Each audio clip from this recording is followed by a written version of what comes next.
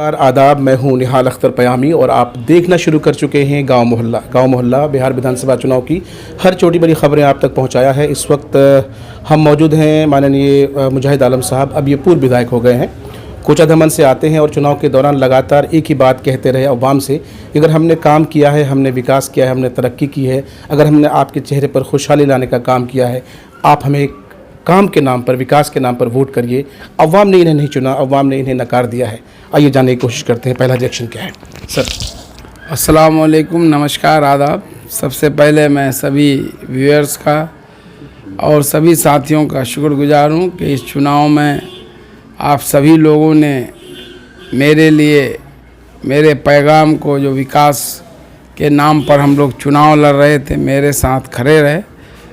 करचे नतीजा हम लोगों के विपरीत रहा और जो भी पब्लिक का फैसला है मैं उसको स्वीकार करता हूं और जिन पर उन्होंने भरोसा जिताया है, मैं जो नए विधायक हैं अलहाज इजहार अस्फी साहब को, उनको मुबारकबाद देता हूं कि आप जिन मुद्दों को लेकर चुनाव लड़े थे, उम्मीद करता हूं कि उन वादों को, उन मुद्दों को उजागर करेंगे कि कोचाधामन में रेलवे स्टेशन हो, अवेसी हॉस्पिटल हो, अवेसी स्कूल हो और CANPR और NRC की बात है, जिसके कारण लोगों में, एक कम्युनिटी में जो है एक डर भय का माहौल था, जो पार्टियों ने एक मुस्लिम कम्युनिटी के अंदर पैदा किया था कि अगर ये पार्टी जीत जाएगी तो तुमको इस देश से निकाला जाएगा।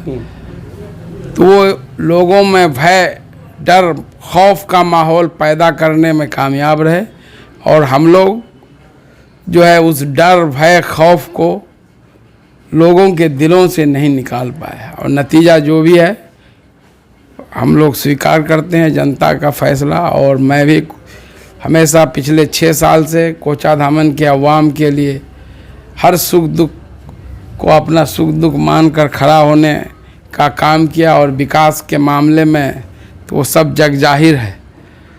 पहले मैं 5.5 लाख अवाम का सीने में दर्द लेकर चलता था, रात दिन उसके लिए परेशान रहता था, कहाँ क्या बात होगी, क्या परेशानी हो गई।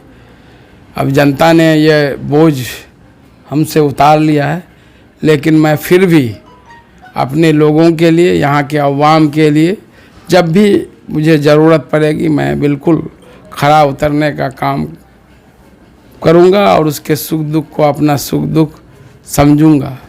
हम लोग चुनाव ज़रूर हारे हैं, लेकिन बिल्कुल हिम्मत नहीं हारे हैं और अपने लोगों से, अपने जो चाहने वाले हैं उन लोगों से भी कहूँगा कि आप बिल्कुल धैर्य से, हिम्मत से काम लें। हम लोगों का जो मिशन है अल्टीमेटली वो उसका रिजल्ट मिलेगा। अभी हम लोगों को रिजल्ट नहीं मिला, लेकिन आने वाले दिनों में निश्चित रूप से हम लोग जिन वसूलों पर, जिन मुद्दों को लेकर चले थे, आखिर में जीत उसी की होगी। इसलिए अब किसी को घबराना नहीं है।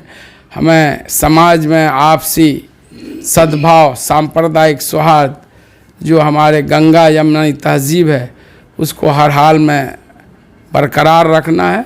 और मैं बिल्कुल पहले भी जनता के लिए, यहाँ के लोगों के लिए खड़ा था, अब भी, और आज से ही मेरा क्षेत्र का दौरा बिल्कुल जगह जगह जहाँ मेरे चाहने वाले लोग हैं जाकर मैं अपनी हाजिरी दर्ज करूँगा, उन लोगों का हाल चाल जानूँगा। राज्य में फिर से आपकी सरकार बन रही है, फिर से नीतीश कुमार जी के मुख्यमंत्री बनने के आसार दिख रहे हैं, क्या है इस पर क्या कहते हैं? वो तो पहले ही से डिक्लेयर था, पहले ही से, लेकिन जनता के दिलों में जो खौफ, डर, जो विपक्षी पार्टियों ने जो घुसा दिया था, तो उसको सर जहाँ तक सीमांचल की बात है, किशनगंज की बात है, पिछली उपलब्धियों को अगर देखा जाए नीतीश कुमार की, जो काम उन्होंने किया है यहाँ के लिए, चाहे वो AMU सेंटर हो या फिर आपका जो है कृषि कॉलेज हो, इस तरह के कई सारे अचीवमेंट्स हैं उनके। अब जाहिर है उनके विधायक यहाँ हार गए हैं, उन पर भी कहीं ना कहीं उनको तकलीफ होगी इस बात की। निश्चित रूप से नीतीश कुमार हार जीत पर इतना जो है ये नहीं करते हैं कौन उसको वोट दिया, कौन नहीं दिया, वो सब के लिए न्याय के साथ विकास, इंसाफ के साथ तरक्की के प्रिंसिपल पर काम करते हैं, सबको एक नज़र से देखते हैं और इसलिए वो यहाँ के अक़लियतों माइनॉरिटीज़ के लिए भी जो भी होगा निश्चित रूप से करें। तो आप जो चुनाव हारे हैं, क्या आपको लगता है कि इस पर मंथन करने की ज़रूरत है, बैठकर ये जानने की ज़रूरत है कि साहब क्यों हारे, क्या ऐसा कुछ लगता है आपको?